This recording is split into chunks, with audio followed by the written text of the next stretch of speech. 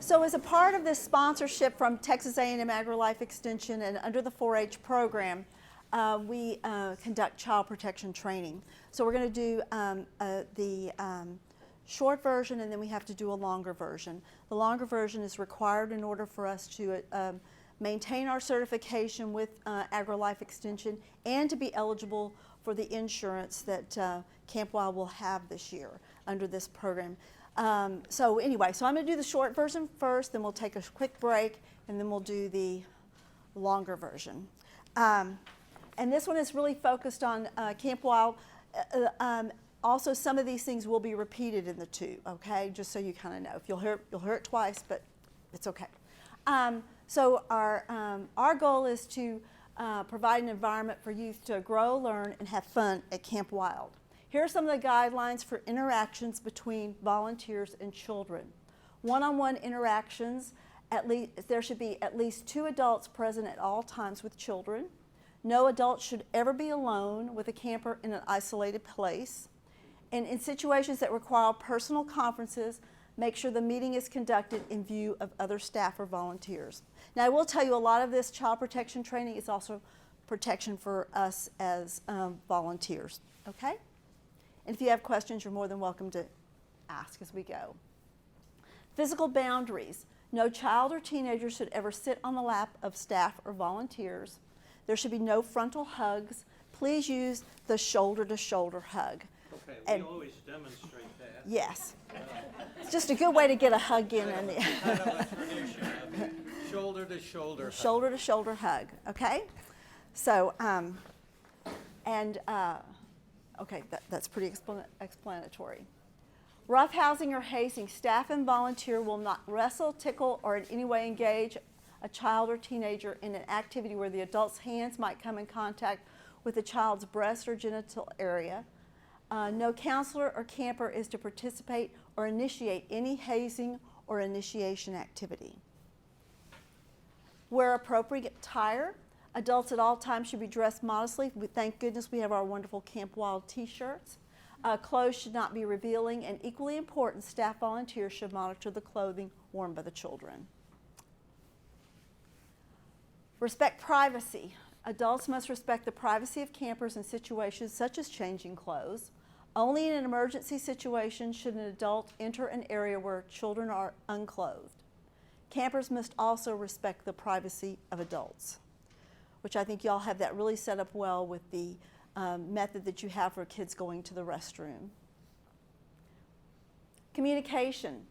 Contact between volunteers and youth is restricted to the organized activity, and staff and volunteers should not contact youth outside of program activities. So this means that,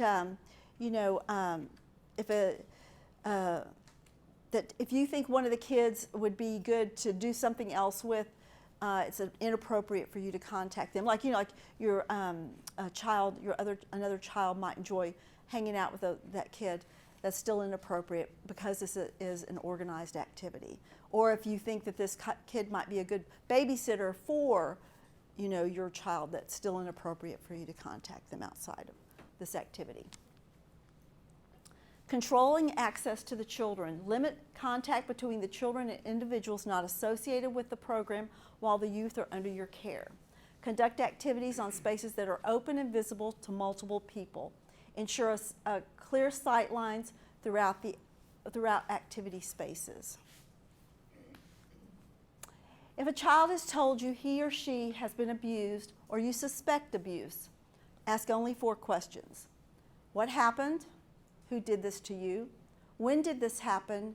And where were you when this happened? Any additional questions being asked can contaminate a case. You must report suspected or known abuse or neglect. It is under the Texas Family Code, Chapter 261, which requires any person having cause to believe that a child's physical or mental health or welfare has been adversely affected by abuse or neglect to immediately report to law enforcement. The law also provides protection for those who, in good faith, report or assist in the investigation of alleged or known abuse or neglect. Be alert. Counselor monitoring is critical to the health and protection of children. and you as a counselor. Staff and volunteers are expected to monitor their own behavior as well as the behavior of other staff and volunteers. Our goal is to have happy campers enjoying Camp Wild, learning, growing, and being safe while they're with y'all at Camp Wild. So this is the short version. Do y'all have any questions at this point? Okay. Yes, Tiffany. I know it said that, watch the campers' attire as well, but what if they do come dressed? I would say if they do come dressed, I think that's when you talk to Bruce. I mean, I don't know if y'all would. And then the question is, what would happen? I'm going to have to repeat the question. The question is, what happens if a camper does happen to come inappropriately dressed? Then I think you talk to Bruce, and then it goes from there. Bruce handles it with however y'all want to do it, but And at either camp, get in touch with. They are to wear their camp shirts at all times. They can't wear they'll come with an alternative shirts because the counselors are gonna take the shirts home to wash them, and also they don't get lost then. So we'll wash that, and we will have a special handout for Thursday to remind the parents about what kind of swimming outfits they should have. So that would be really the only other area where there would be a concern, I would think. Well, the girls could come in inappropriate, or the boys could come in inappropriate bottoms, in Yeah. which case we would just let you know, and we'll probably call the parents and have them either bring something immediately, or we'll find something, a towel or something to give them. Mhm. As